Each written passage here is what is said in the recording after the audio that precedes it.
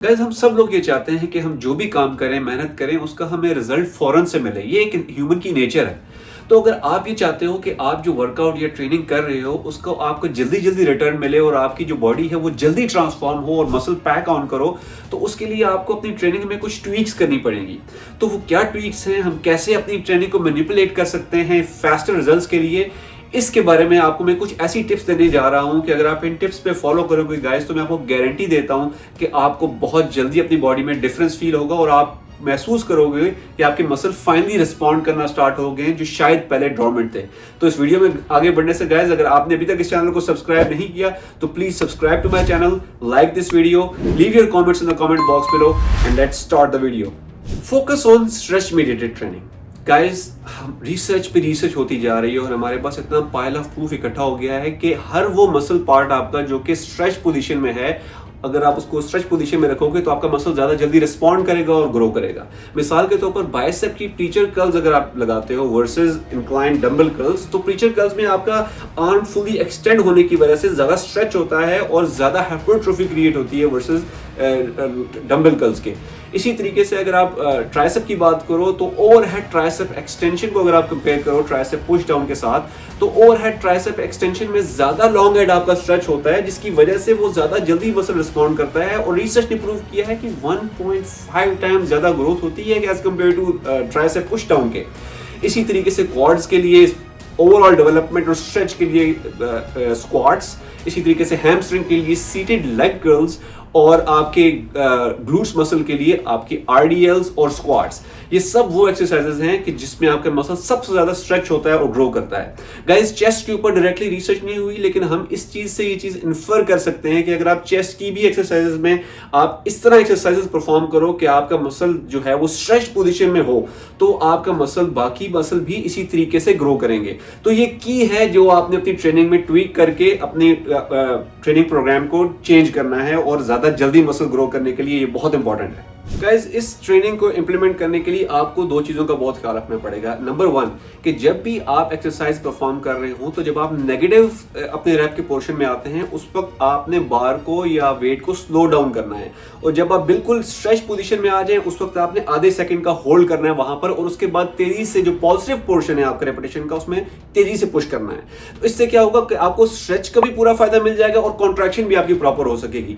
तो आप इस टेक्निक को अपने स्क्वाट्स में भी इंप्लीमेंट कर सकते हो, अपने शोल्डर प्रेस में भी इंप्लीमेंट कर सकते हो और हर एक्सरसाइज में इंप्लीमेंट कर सकते हो। दूसरा पॉइंट आपने ये याद रखना है गाइस कि जब आप बिल्कुल एग्जॉस्ट होने के यानी कि फटीग के करीब हो किसी भी एक्सरसाइज में, तो आप कोशिश करो कि जो आपका स्ट्रेच पार्ट है इस एक्सरसाइज का, यानी कि जो लोअर हाफ पार्ट है आपकी एक्सरसाइज का, उसमें आप पंप रेपिटेशंस लगाओ स्ट्रेच पार्ट में, ताकि आपको उसका पूरे का पूरा फायदा मिले। तो गाइज, ये ट्रेनिंग मैंने अपने ऊपर भी इंप्लीमेंट की है और आप ये देख सकते हो कि यहाँ पर ये जो मेरी पिक्चर है ये 2018 की पिक्चर है, जब मुझे मीडिएटेड स्ट्रेच ट्रेनिंग के बारे में कुछ भी पता नहीं था, और ये मेरी लेटेस्ट तस्वीर है आज से ये 5 साल के गैप के बाद ये तस्वीर है। तो आप देख सकते हो कि मैंने अपने आप को किस तरीके से ट्रांसफॉर्म किया है ये टेक्निक्स यूज करके। गाइस, ज्यादा वेट उठाना कमाल नहीं है, इंपॉर्टेंट जरूर है, कमाल नहीं है। कमाल ये है कि ज्यादा वेट एक अच्छी टेक्निक से उठाया जाए। अगर आप सही टेक्निक से वेट उठाओगे, स्ट्रेच मीडिएटेड ट्रेनिंग का इस्तेमाल करोगे, तो आप अपने मसल्स को ज्यादा बेहतर तरीके से चैलेंज कर सकोगे, रिस्पॉन्ड करवा सकोगे एज कंपेयर टू कि अगर आप ज्यादा वेट बैड टेक्निक से उठाओगे। उसका दूसरा नुकसान ये होगा कि आपको शुरू में तो आप उठाओगे गलत टेक्निक से, लेकिन जैसे जैसे आपका वेट बढ़ेगा इससे आपको बहुत बुरे तरीके से इंजरी हो सकती है। तो ये चीज अपने जहन में रखना। हमारी बॉडी को गाइस कोई शौक नहीं है मसल पैक करने का, लेकिन हमें उस बॉडी को मजबूर करना पड़ता है कि वो मसल पैक ऑन करे। तो इसको कहते हैं इंटेंसिटी ऑफ द ट्रेनिंग। अगर हमारी इंटेंसिटी ज्यादा होगी तो हम ज्यादा जल्दी इस बॉडी को फोर्स कर सकेंगे कि वो मसल ग्रो करे। तो मैं ये क्या बात कर रहा हूँ गाइस, रिसर्च ने ये प्रूव किया है कि अगर आप 3 रेप्स इन रिजर्व के अंडर ट्रेनिंग करते हो तो आपका मसल ज्यादा जल्दी ग्रो होता है और ज्यादा इंटेंसिटी पैदा होती है। तो 3 रेप्स इन रिजर्व क्या है? 3 रेप्स इन रिजर्व ये वो पॉइंट है जब आपका बार स्लो होने स्टार्ट हो जाता है और आपको अपना रेप्स के दौरान अपना वेट भारी लगने लगता है। मिसाल के तौर पर मैं एक मिसाल देता हूं कि जब आप चेस्ट प्रेस एक्सरसाइज कर रहे होते हो, आपने 6 रेपिटेशन लगाई नॉर्मल फॉर्म के साथ, तो जब 7वीं या 8वीं रैप पे आप पहुंचे हो तो आपको सडनली अपना वेट भारी लगने स्टार्ट हो गया और बार यूजुअली जिस तरह वो आप पुश कर रहे थे अब आपको स्लो पुश करना पड़ रहा है, क्योंकि वो भारी है, आपके लिए पुश करना मुश्किल है, लेकिन आप मुश्किल उसको पुश कर पा रहे हो। तो इसका मतलब है कि आप अपने 3 रेप्स इन रिजर्व के अराउंड उस पॉइंट पे पहुंच गए हो।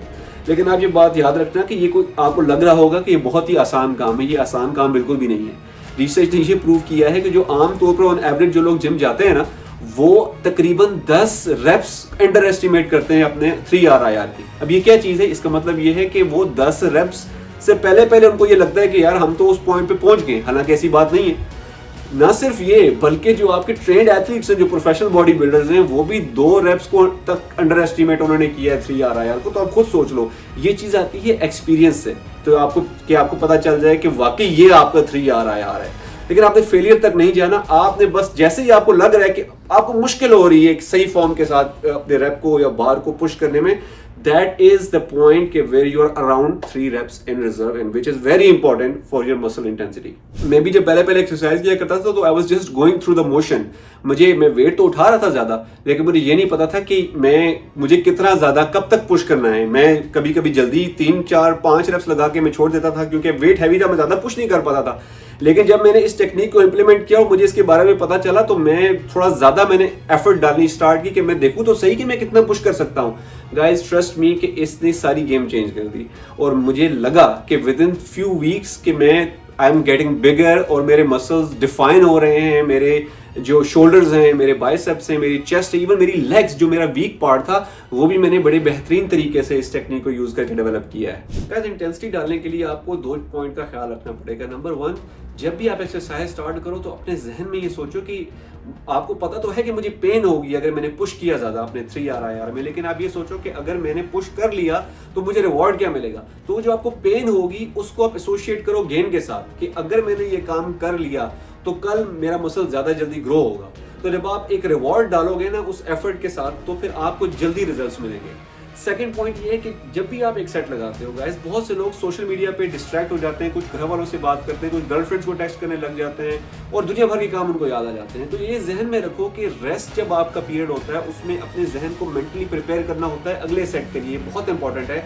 उसमें आपकी मसल की रिकवरी हो रही होती है, न्यूरोलॉजिकली आप अपने आप को प्रिपेयर करो कि मैंने अगले सेट में भी इसी तरीके की इंटेंसिटी 3 रेप्स इन रिजर्व की लगानी है, तब जाके आप बेहतर तरीके से उस 3 RIR को अचीव कर पाओगे।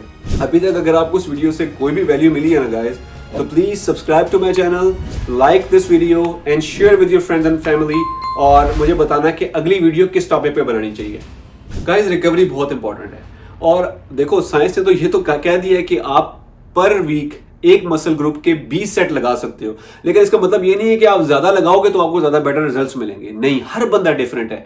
अगर मैं 5 दिन एक्सरसाइज करके जो बॉडी बेहतर तरीके से बना सकता हूं, हो सकता है अगला बंदा शायद उसको 6 दिन वो वर्कआउट करे तब उसकी बॉडी उस तरीके से ग्रो हो। तो हर बंदा जेनेटिकली डिफरेंट क्रिएट हुआ हुआ है। तो सी फॉर योरसेल्फ। तो मेरी रिकमेंडेशन आपको ये है कि you start with 4 days per week of training. अगर आपको लगता है कि आप फॉर एग्जाम्पल आपने एक बॉडी पार्ट ट्रेन किया है, मिसाल के तौर पर आपने लेग मंडे को ट्रेन किया है, और जब आप वेडनेसडे को आते हो तो आपकी लेग पूरी तरीके से रिकवर हो गई है, तो उसको लगाओ। लेकिन आपको ये लग रहा है कि अगर आपने वेडनेसडे को आपने लेग ट्रेन करने और लेग आपका भी सोर है, तो देयर इज नो पॉइंट कि आप उस लेग के मसल को दोबारा लगाओ। बेहतर ये है किसी और मसल को उस दिन लगाओ और लेग को किसी और दिन लगाओ। तो listen to your body signals. पागलों की तरह एक्सरसाइज नहीं करनी होती है, ये सोच समझ के और स्मार्ट तरीके से एक्सरसाइज करनी होती है। रिकवरी बहुत इंपॉर्टेंट है। तो for most people 4 to 5 days per week training is enough, and based on your recovery you can add or cut down the training days। Nutrition side पे गाइस आपको अपने कैलोरिक सरप्लस में रहना बहुत ज़रूरी है। ये चीज़ जहन से अपने निकाल दो कि अगर आपने कैलोरिक सरप्लस के बगैर आप अपना ये मसल जल्दी गेन करने वाला कभी भी ये ख्वाब पूरा नहीं कर पाओगे। तो ये चीज़ जहन में बनाना कि साइंस ने ये चीज़ प्रूव की है कि अपनी जो आपकी मेंटेनेंस कैलोरीज है ना गाइस, उसका 15 to 20% ऊपर अगर आप खाते हो तो वो एक बेहतरीन बल्क है। तकरीबन ये बनता है around 250 to 300 calories per day basis के ऊपर। तो ये चीज़ भी जहन में रखना कि जो भी लोग जो जब बल्किंग पे आते हैं ना, तो वो लेजी हो जाते हैं। मैं भी लेजी हो जाता हूँ, क्योंकि बल्किंग में आप हर चीज़ दिल करता है खाने का।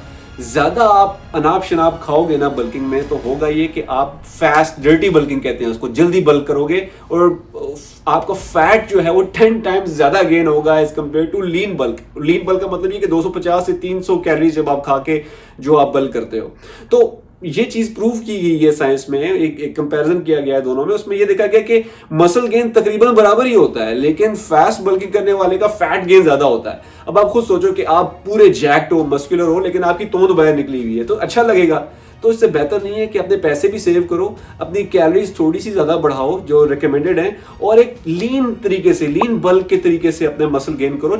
दोस्तों, रेप रेंज को वेरी करना बहुत इंपॉर्टेंट है ओवरऑल आपकी मसल डेवलपमेंट के लिए। ये याद रहे कि हमारे पास दो तरह की रेप रेंजेस होती हैं, एक लो रेप रेंज जिनको आप स्ट्रेंथ डेवलपमेंट रेप रेंज भी कहते हो, जो कि 1 to 6 के दरमियान वेरी करती है, और दूसरी रेप रेंज है आपकी हाई रेप रेंज, यानी कि 8 to 15 प्लस की रेप रेंज, जिसको आप हाइपरट्रॉफी रेप रेंज कहते हो या मसल ग्रोथ वाली रेप रेंज कहते हो।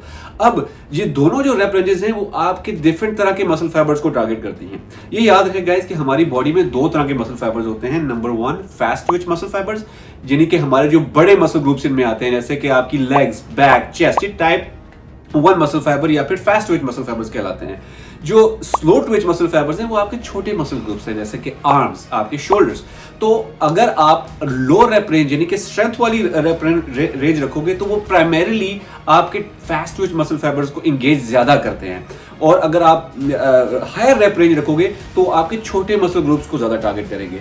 तो सेंस बनाती है ये बात, लॉजिकल है ये बात कि आप अपनी ट्रेनिंग के अंदर रेप रेंज को वेरी करो ताकि आपके तमाम किस्म के मसल फाइबर्स, तमाम टाइप फास्ट ट्विच और स्लो ट्विच दोनों ही एक्टिवेट हो। आप इसको कैसे अप्लाई कर सकते हो कि आप एक हफ्ता, फॉर एग्जांपल आपने अगर चेस्ट की एक्सरसाइज करनी है तो वीक 1 में आप लो रेप रेंज में रखो अपनी एक्सरसाइज को, यानी कि अगर आपने बेंच प्रेस लगानी है तो आप 5 to 6 की रेप रेंज में आप लगाओगे तो आपके fast twitch muscle fibres chest के ज्यादा एक्टिवेट होंगे।